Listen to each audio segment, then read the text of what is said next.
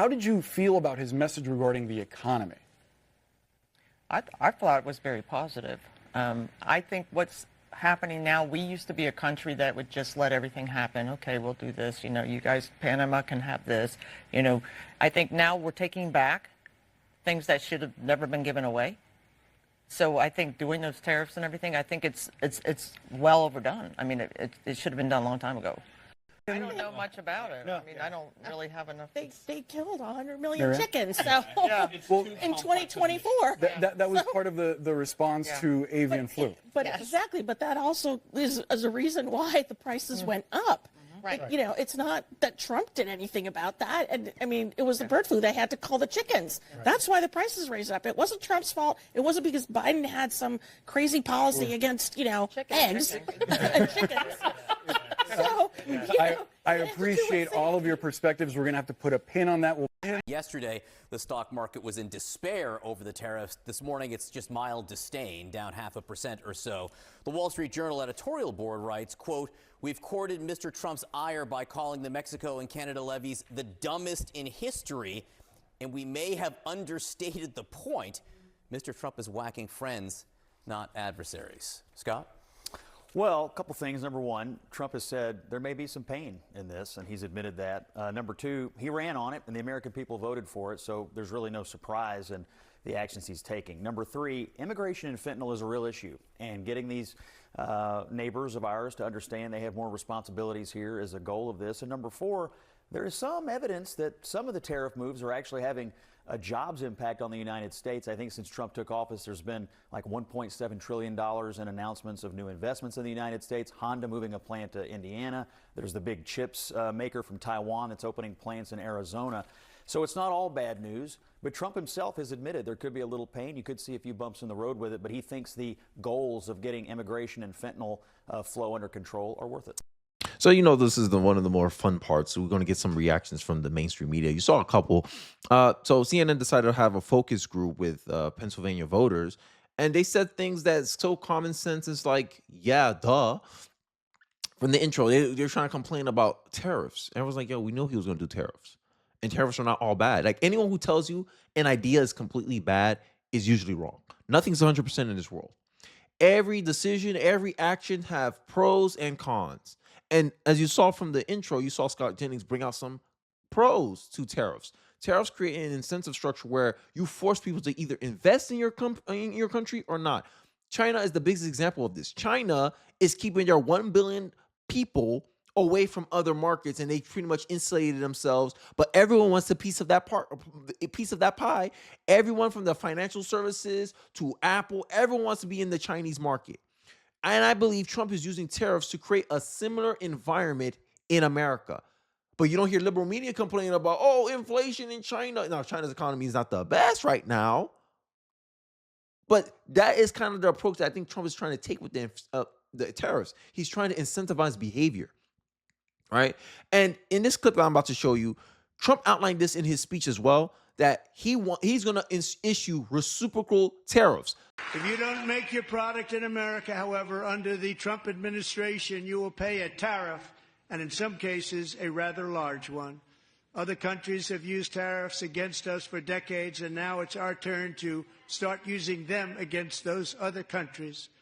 On average, the European Union, China, Brazil, India, Mexico, and Canada, have you heard of them? And countless other nations charge us tremendously higher tariffs than we charge them. It's very unfair. India charges us auto tariffs higher than 100%. China's average tariff on our products is twice what we charge them. And South Korea's average tariff is 4 times higher. Think of that, 4 times higher. And we give so much help militarily and in so many other ways to South Korea. But that's what happens. This is happening by friend and foe.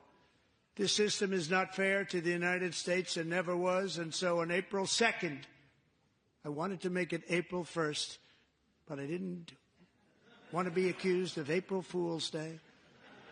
That's not, just one day was cost us a lot of money.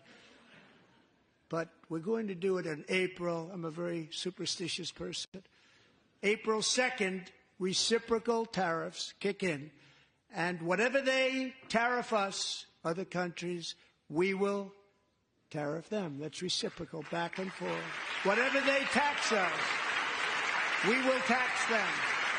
So I'm going to show you an example of why many people see the mainstream media as biased.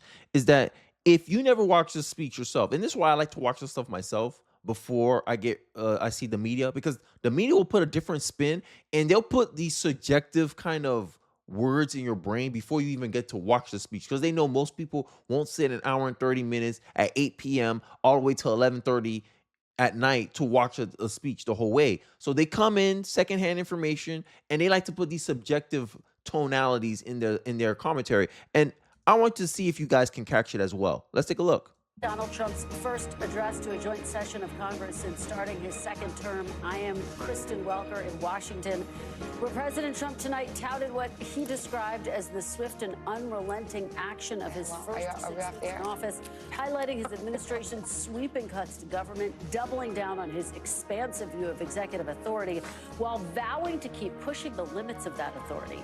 The speech was brash, boastful at times, intensely partisan, focused on culture war issues. Subjective. Brash. Cultural. You don't think it matters? Culture matters. Culture defines your politics. Culture didn't matter, but Donald Trump's president, though. Partisan? In what way? What was partisan? Was it partisan to point out how Democrats, opening like first 5 minutes, who was partisan? You don't hear anything about the Democrat. I'll let it continue. And at times ripe with hyperbole. It was also the longest presidential address to Congress ever. Democrats in the hall pushing back, at times vocally, many holding signs of protest, even after being urged by Democratic leader Jeffries to maintain a dignified presence. A number of Democrats left the chamber before the address was finished. The tone of the night was set early on when the president played up his November election victory, which was decisive in the Electoral College, but just 1.5 points in the popular vote, as a quote mandate. As a quote mandate. They just want to stay the same, guys. They just want to stay the same, right? And it seemed like no one really liked the bingo stuff. I've been noticing that a lot with their commentary. But here's how the media, they were debating even before the speech. And I think it's very insightful to see kind of how, like, in the minds of these people when they come in and getting ready to give their commentary and their thoughts. And I think it was very insightful to hear this conversation between Scott Jennings and David Axelrod. So let's take a look. But what Musk is doing seems much more indiscriminate.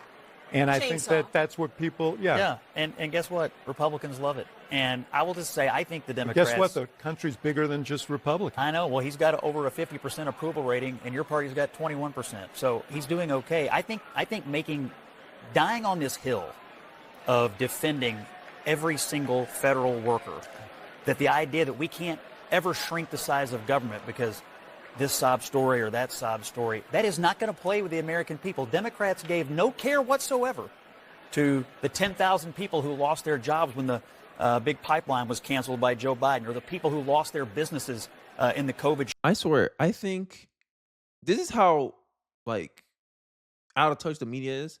I think if you can bring in just an average American voter off the street, put them in the show, and it will have a more insightful take. Like, that's all Scott Jennings is really doing. Scott Jennings sees what's going on. He's looking around. You know, he's scanning the field. In soccer, right? They teach you to scan the field, right? And he's just going, yeah, the American people, they're okay with this. The American people want something done about this. And you crying about, oh, we can never touch the government. The government is holier than that. Nah, it ain't going to play well. Because if corporations can cut down a company 10%, Twitter can lay off half of its engineers and still perform effectively. Why can't we do the same for federal government? Because it's the federal government. Who, according to who? Who says that can't be done? A naysayer, that's who. And we calling your bluff. And now we're calling your bluff. You're crying about it. Shutdowns that went on and on and on. Or the firefighters or the military that lost their jobs because they wouldn't get the COVID vaccine. No care for that. But care for government workers. I don't want to have a part. You can take this on another show. I don't want to have a partisan debate about it, but we should note that there were 16 million jobs created when Biden was president, and jobs were lost when Trump was president. Okay. So, and you know how dishonest that is because of what happened at the end of COVID and the restoration of even jobs during the period before COVID. Scott be giving these people the work. I'm not going to lie to you guys, but I know we're going to have to suffer through a little bit on this clip. Is that I want to see how MSNBC is holding this up, because MSNBC, you know, they're pro-Democrat, you know, they're all the way. You'll never hear a positive view of Trump on this. And I think them complaining about the bingo sign really showed how bad the Democratic resistance was. And I think this is why a large segment of Democratic voters are not in favor of the Democrats right now. But let's take a look. Thank you, Simone. Can we talk about it? The bingo signs were killing me. I don't know who thought up the bingo signs, but they should be fired. Michael, this is an indictment, in my opinion, on the Democratic leadership. I talked to a lot of members they was texting. The staff were on my phones and they were calling. And I think the best way to describe it is the Democratic leadership said they didn't want disruptions and they wanted people to attend and bring a guest, and they wanted, little business as usual, and we're fighting back in other ways. There is a palpable disgust, as Claire said, from not just the members, but their constituents. And it's like a pot, as someone described it to me, that's boiling, and it's about to bubble over. If you do not allow the members a space to release valve, it's going to bubble over. And the visuals are not taking back the House in 2026. Wow. I was surprised. That take took me back. I was like, huh? Am I watching MSNBC? Or what? Yo, hey. And it's true. Like you saw from my previous videos, I talk about Stephen A. Smith going at Democrats. Democrats don't even like Democrats right now. No one's proud to be a Democrat right now. Americans don't want to listen to Democrats right now. Americans see Democrats as the fakest people in the room. I'm being honest with you. As a conservative independent, as a non-party affiliate conservative, no one likes the Democratic Party right now. Everyone thinks the Democratic Party is fake, faker than fake. They like to call Donald Trump a liar, but they're the biggest liars in the room. We stand for you, America. Yeah, okay. You stand for us, but you want us to pay $150 billion to maintain illegals who don't even pay a single dime into our tax base. Okay. You're in Chicago. Your mayor got 7% approval rating, yet he's putting the city in debt to maintain illegals in the country, paying his teacher union friends millions of dollars out of the taxpayer dollars of the Chicago residents. But you're fighting for the American people. Okay. Yeah, okay. You're fighting for the working class. Yeah, okay. Funded exclusively by the rich. You've been raising more money over the past 8 years, more than the Republicans, and you complain and you saying that the Republicans represent the party of the rich. Yeah, okay. Make it make sense. When the college educated votes overwhelmingly for Democrats, and they tend to make more money, but you're the party of the working class. Yeah, okay, Democrats. Yeah, okay. And this is what I'm talking about. Deliver divisive address. Anything that doesn't kiss a Democrat's ass is divisive. That's what I come to find out during this couple years of political commentary. But I digress. Let's continue with her segment.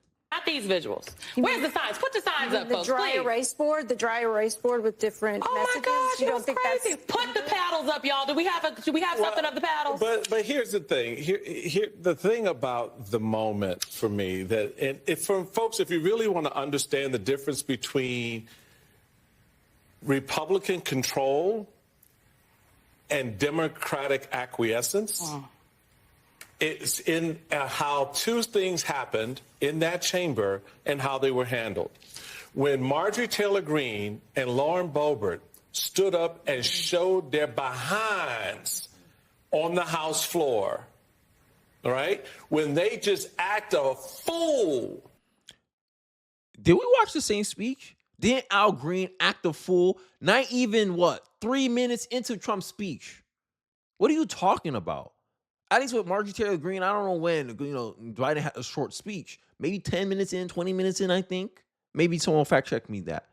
but it wasn't like first moments of the speech. And the Democrats booed and hollered when they heard something they didn't like too.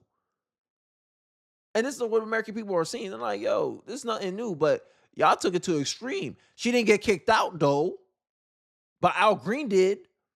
This is what I'm saying. I feel like we didn't, like, it's so crazy how we can come away with two different conclusions about the speech. But it's based on what you prioritize. And the Democrats, all they prioritize is, how can we maintain power? How can I spin this speech in a way where I can try to convince the American people to put Democrats back in power? This is the angle. This is the angle I see it, at least. But let's continue with his talk. Shouting and talking and being loud and disruptive. What happened? They stayed. They stayed. Democrats didn't threaten them. Democrats didn't tell them to sit your behind down. You know why? Because Republicans are more popular than the Democrats. House Democrats and House Republicans. House Republicans are more popular than House Democrats. So even if you were to do all that, it wouldn't go well with the American people. You had 4 years of power, Democrats, and what you did with it. Highest inflation rate in 40 years. Gaslight Americans to think that there wasn't a recession during the Biden years. That's what y'all ended up doing. And you think you have the gall to fix your mouth and try to criticize the Republicans because they're trying something different? America said we wanted change. Democrats refused to give us change. And they prove America's point by doing the same damn thing they've been doing for the last 8 years. Okay. Shut up, right? Order in the House. Well, what happened? What should the Democrats done? But what happened? What happened tonight? Well, what should have happened tonight? What happened then is what happened tonight. Because the Republicans weren't coming to play. They weren't going to give the Democrats the quarter. They knew what they were going to do. They knew they were going to try to be disruptive in some form. And their goal was to shut it down in one of two ways. And both of them worked. USA, as if they own that, that moniker. Republicans kind of do own that moniker. Conservatives kind of do own that moniker because we know that the people who hate America, some of the people who hate America the most are liberals and Democrats. Democrats represent their own interests at the expense of the American people. Donald Trump ran on America first. And if you put the goal as what's in America's best interest, usually it falls into the conservative side. This is why many people, many patriotic people, many people who see themselves as nationalists like me, who are proud of their country, proud to be an American, vote Republican, because the Democrats are the party that said it's okay, it's free speech to burn the flag of the United States of America, while Republicans see that as an act of disrespect. So yes, we kind of do own the USA thing. And it's not our fault. You conceded ground, Democrats. In the 1990s, that used to be something that we all could say, Democrats and Republicans. But in the 2000s, somewhere around Obama, Democrats started to put out this narrative that you should be guilty. You should feel guilty being an American. And it set up the precedent of today where leftists are some of the most anti-American people you'll ever meet in your life. They'd rather have the flag of Ukraine flying outside their house than the flag of the United States of America. Yeah, I think we kind of do own the USA thing. And throw them out. I guess but you mean what should have the Democrats done instead of what they did? Out. No, I'm talking about tonight. What should the Democrats have done tonight instead of what they did? Some of us believe they shouldn't have shown up. Or if they showed up at a certain point, here's the deal. When the congressman was kicked out, half that room should have left with him. Because that was the point. He was the only one to stand up and say, I'm not going to sit here and let you lie in this chamber. I'm not going to let you get away with this because... Partisan talking points. But hey, whatever. That's what MSNBC is supposed to do, right? You call it a lie. What he lied about? What did he lie about? Nothing. Al Green is the same congressman who want to write up articles of impeachment for dastardly behavior. I don't remember dastardly behavior being something that you can impeach a president for. Al Green, known partisan. Oh, I'm not going to sit here and take these lies. Anything Democrats don't like is a lie, apparently, allegedly. But this is how the media decides to react to the speech, and this is some of the reactions. Voters reacted a different way. You saw some of the Republicans talking back about what the Democrats aren't doing, pretending that they're doing. They want to feign outrage for one thing, but not another. This inconsistency is what really points at the heart of Democrats' fakeness. But I digress. Let me know your thoughts in the comment section below. I'll be interested to hear what you have to say. Don't forget to like, comment, subscribe. Appreciate you guys watching to the end of the video. Share this video if you feel so inclined. It really does help me in the algorithm. And I'll catch you guys on the next one. Peace.